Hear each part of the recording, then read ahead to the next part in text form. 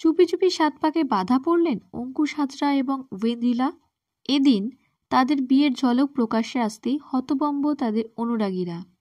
টলিউডের অন্যতম পছন্দের এবং চর্চিত জুটি হলেন অঙ্কুশ হাজরা এবং ওয়েন্দ্রিলা সেন।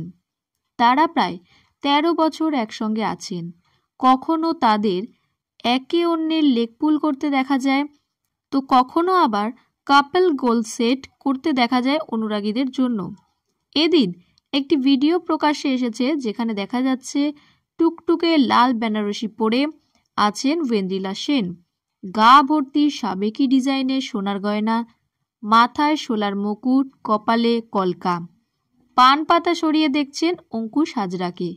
অভিনেতার পরনে ঘিয়ে সিল্কের পাঞ্জাবি। তবে কি দুজনে লুকিয়ে বিয়ে সারলেন?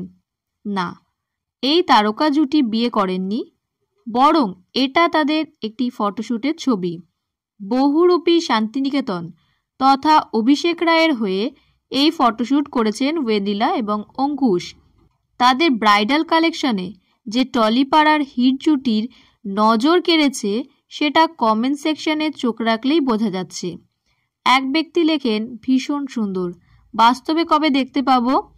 দ্বিতীয় ব্যক্তি লেখেন, উফ, চোখ ফেরানো যাচ্ছে না যে।